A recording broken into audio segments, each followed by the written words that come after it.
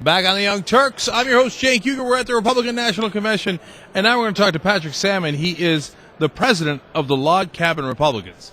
Like the real, honest-to-goodness president of the whole Log Cabin Republicans. Absolutely. Log Cabin has about 20,000 members around the country. We're working to make the party more inclusive on gay and lesbian issues. Well, that is quite a project. You got your work cut out for you. So let's start talking about that. I mean, look, Patrick, obviously what's on top of everybody's mind is they don't like you folks. So why bother trying?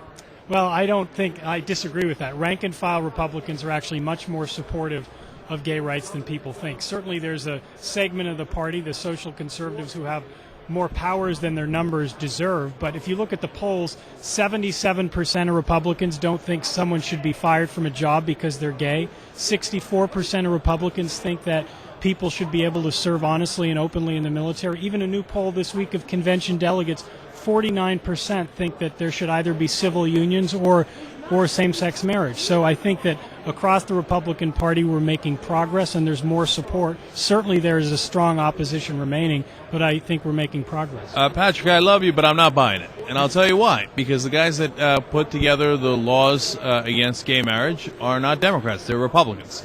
And a majority of the elected officials within the Republican Party are about as much against gay rights as you could possibly be.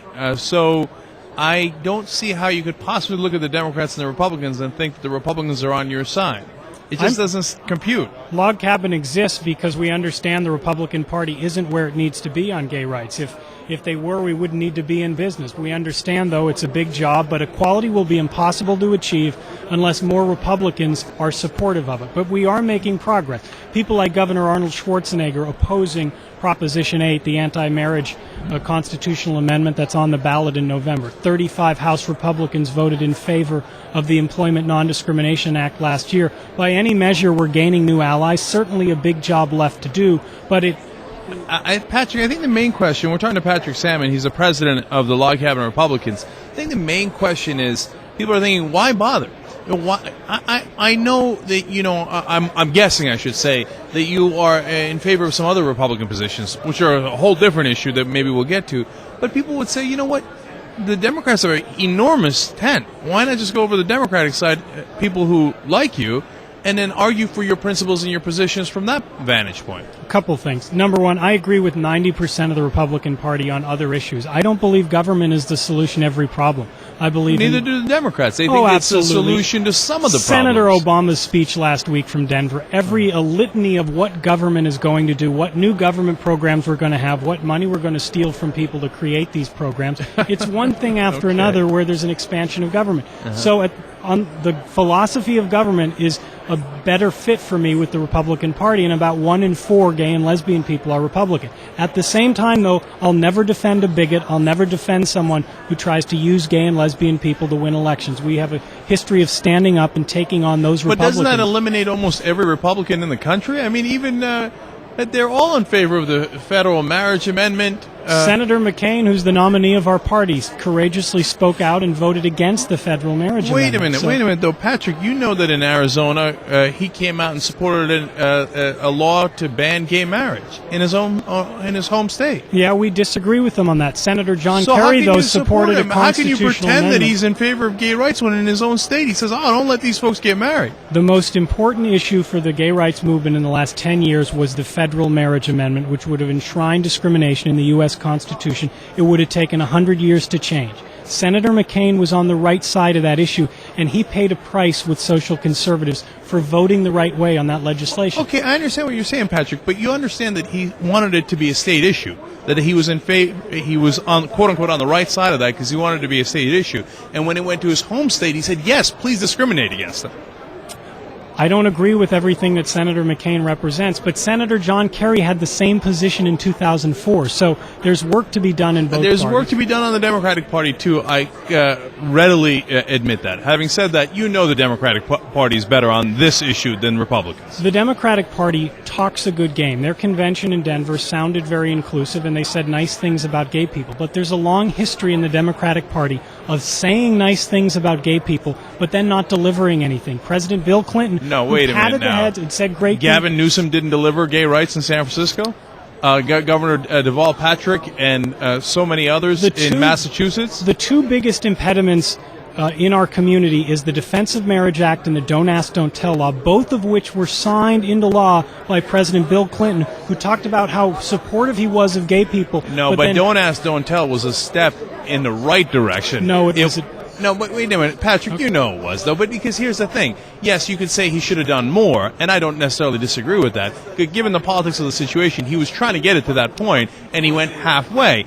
And that's what Abraham Lincoln wasn't in favor of getting rid of slavery when he first came in. But do you think he had bad intention by putting in Don't Ask, Don't Tell? You don't think that. Well, a couple things. Don't Ask, Don't Tell is actually worse than the way it was before, because before it could be changed by an executive order.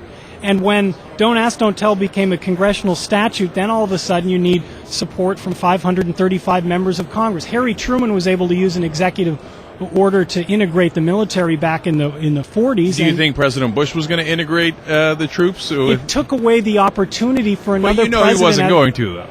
You know Bush wasn't going to. Oh, certainly he wasn't going to. Absolutely. All right, look, Patrick, I think you get that I know your protestations aside, you get that the Democrats are better on this, not just through their talk, but through their actions. They've passed laws. They've fought against the federal marriage amendment. The current ones do. Republicans are more in favor. You know this stuff. I don't deny that the Democratic Party is further along on these issues, but two things. Number one, equality will never be achieved until there's more Republican votes. You talked about Massachusetts. The only reason there isn't an anti-marriage amendment to repeal the marriage equality in Massachusetts is because 7 Republicans joined with a large number of Democrats to vote against that amendment. So time and time again, progress at the state level and in Washington requires votes from both political parties, and that's what Log Cabin is working to do. But look, that's a great example. The guy against that was Mitt Romney when he was governor of Massachusetts. He moves aside, we get a Democratic governor, Deval Patrick, and things move along.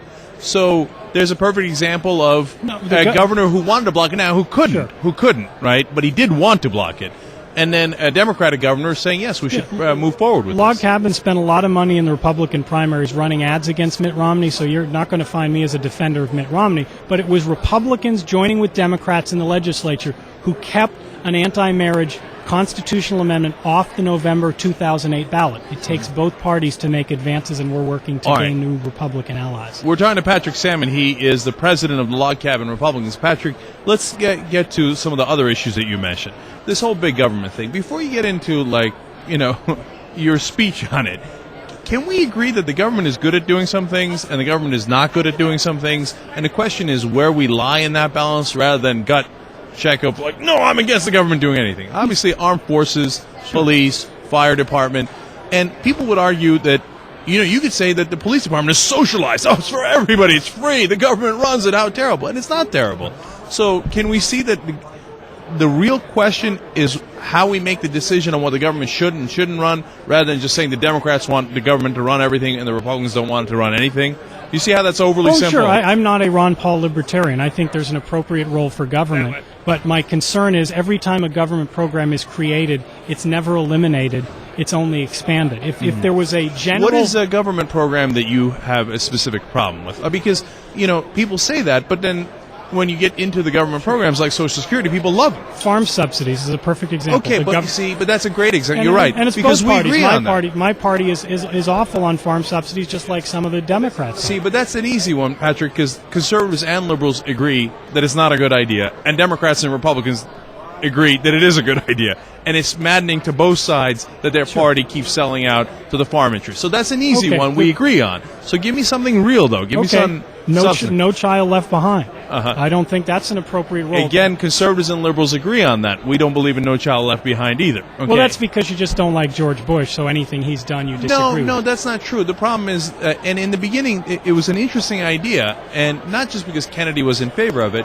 but because we want to improve education. There was a real earnest attempt to try to do that, but at the same time, that is an issue that is better left to the local folks as to how to teach their children. And then now they're teaching towards the test. And sometimes you learn from experience. Hey, that welfare, for example, if it's unlimited, you learn that, hey, you know what, that provides the wrong incentives, right? And so then Bill Clinton comes and does welfare reform. So don't give Bill Clinton the credit. He vetoed it 3 times, and Republicans kept passing it. He was running for re-election and only signed it to cast himself as a more moderate Democrat. No. Patrick, you got to be reasonable. Okay? I am, absolutely. Now, back when Bill Clinton was president, I was a Republican. Okay. One of the things that turned me into a Democrat was, of course, George Bush. But before that, Clinton opened my mind. Because the bottom line is, you got to give credit where credit is due. Did he work with the Republican Congress? Yes, he definitely did. And I always remind our audience, hey, it wasn't just Clinton. It was the Republican Congress you have to give some degree of credit to. It wasn't just that they pushed for it, but they compromised with Clinton on what was the right contours of that. But Bill Clinton did do welfare reform. You can't take that away from him. No, he signed the bill. He was a very shrewd politician who knew it benefited him politically, and he knew that. But Bill he did Clinton always made political decisions. That's why he. That's what politicians do, Patrick. You know that. And that's exactly why I point to why you need a two-party strategy on gay rights, because, again, Bill Clinton made political decisions and threw the gays under the bus because he thought it would benefit him politically. He didn't throw them under the bus. He on Don't Ask, Don't Tell, he brought them halfway home. It was imperfect, as a lot of legislation is. But you can't say that the Republicans were better on that. They fought him on that. I'm not arguing that, but he was elected in 1992 by raising a lot of money from gay and lesbian Democrats, promising to allow gays and lesbians to serve, and he went back on that promise because he lacked the political will to stand up and take heat for defending gay rights. Can you agree with me, Patrick, that if he had an entirely Democratic Congress, they would have passed it in an instant? That's absurd to say that. Why? But no, if money grew on trees, I would be rich. What's the point of that statement? No, the point of the statement and the question is, isn't it that the Republicans who were in Congress who were blocking him from going further? The main person blocking it was Senator Sam Nunn, a Democrat from Georgia. If he didn't stand up and drag Clinton out to an aircraft carrier and have a photo op where he says gays and lesbians couldn't serve alongside the people in this aircraft carrier. But Patrick, see, that's when I begin to think that you might be disingenuous here, because you know Sam Nunn was not the main obstacle there. It was the Republican Party, and Sam Nunn, being a conservative Democrat from Georgia, was trying to provide a middle ground kowtow. And if you want to blame Sam Nunn, I got no problem with it. But if you want to say that it was the Democrats' fault and not the Republicans' fault for not going further in the military, you know you're wrong. The bottom line is Clinton had the power to sign an executive order, and he chose not to do that. No, the bottom line is the Republicans wouldn't even let him, and they beat him up for going halfway. He could have done. How could you not say that? I mean, you know that. Republicans aren't where they need to be on Don't Ask, Don't Tell. I'm the first person to admit that. So why are you trying to take credit away from Bill Clinton for getting halfway there when he could only get halfway there? Because the Republicans blocked him. No, he simply could have brought in the generals and said, "Don't question my policy, or I'll fire you. I'm going to sign the executive order, and you implement it." The military does a good job following orders. So you think George Bush is at least as culpable for not doing the same thing? Well, I mean, I'm no fan of George Bush. Log Cabin didn't endorse him 4 years ago because he tried to use gay and lesbian people to win re-election by focusing on the federal marriage amendment. So as I said, I'm never going to stand up for Republicans who aren't where they need to be on gay issues. All right, so Patrick, we never finished the conversation of what the government is bad at. Okay, because so far we agree on No Child Left Behind, we agree on welfare reform, we agree on those things are obvious. So tell me, like you said yesterday or last week, you saw Obama's speech and it was more government. I saw and I thought he struck a fine balance. So tell me what our differences are. Our differences on education, I don't want to give power to the teachers union. I want to be able to get rid of teachers who aren't performing. I do believe in standards, but it should happen at the state and local level. Again, we don't disagree. Look, but that's not where most Democrats are. Most Democrats say, let's give all the power to the teachers union and let's let them do whatever they want. Okay, now listen, you're not talking to a Democrat. You're talking to a person who's having a conversation with you who was a former Republican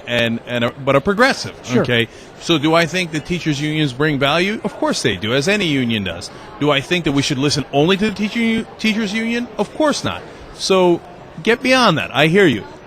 But you're not getting to the essence. So all the major government programs people like, and there's a good reason why we do them. And it's because the people demand it, and they're not bad programs. Social Security, Medicare, Medicaid, etc.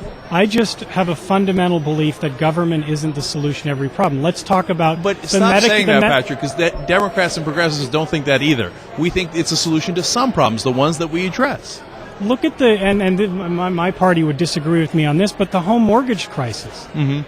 Individuals make decisions and they sign mortgages they shouldn't have signed. Why does government need to get involved with with that process. There's no need for that. People and banks and financial institutions need to take responsibility for the decisions they make. Individuals are capable of making decisions that affect their own life. We don't need a huge government bailout of either the banks or individuals who made bad decisions on their mortgage. Patrick, I don't understand how we can agree on everything, and you claim to be a diehard Republican and I'm a total progressive, because I agree with you there. Look, you make bad decisions if you're Bear Stearns or if you're a person who got a mortgage you couldn't handle. Now, here's where we might disagree a little bit on that issue, and I disagreed with the bill that the Democrats passed and George Bush signed, right? But here's the thing is, if in that bill, though, there were good parts. And we had Maxine Waters on the show to talk about it, right? And she made a compelling case for it.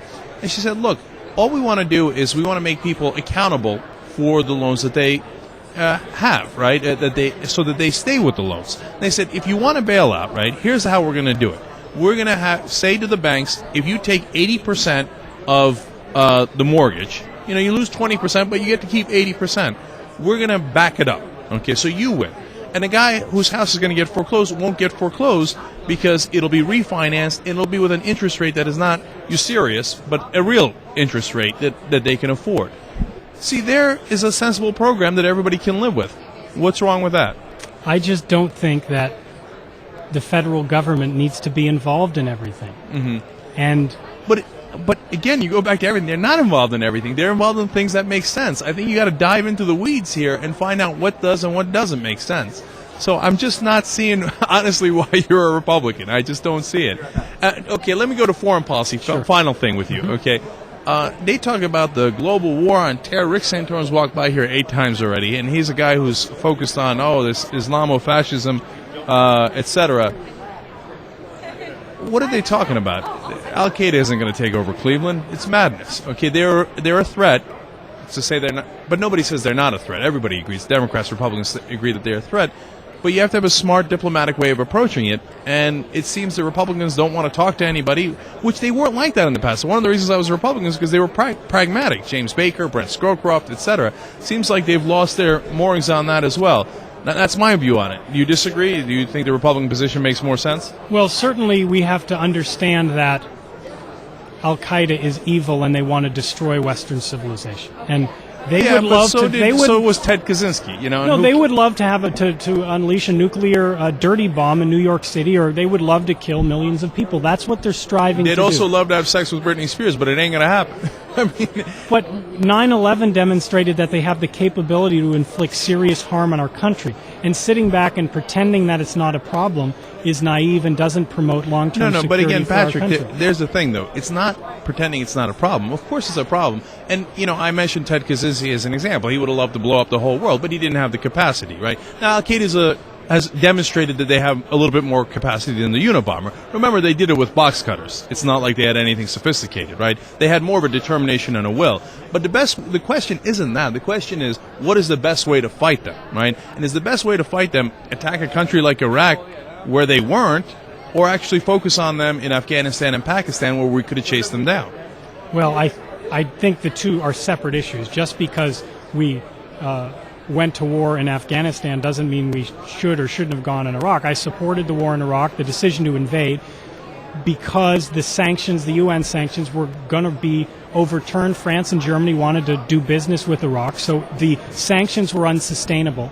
And there was no other path for us to protect our security other than going to war. I've been very critical of the way the war was conducted. Yeah. I think Rumsfeld should have been fired a lot sooner than he was. So Patrick, we need an aggressive foreign policy that defends our national interests. Unfortunately, we're out of time here, but I got to tell you, of course, I couldn't disagree more. Iraq had nothing to do with the war on terror. We didn't need to invade them at all. And of course, it's related to Afghanistan because we took resources. If you had asked me, and I said at the time, we should take the 150,000 troops we used on Iraq and put it in the middle of Afghanistan. Now, I don't know if Democrats would have agreed to that or not, but now Senator Obama does have a similar position. Not as many troops, but we have limited resources. Conservatives always talk about that. Limited resources. Why spend most of them on Iraq when they had nothing to do with attacking us? Now, I agree with you they had nothing to do with attacking us, but that doesn't mean they weren't a threat to our national security. Without what, they were going to throw slippers at us?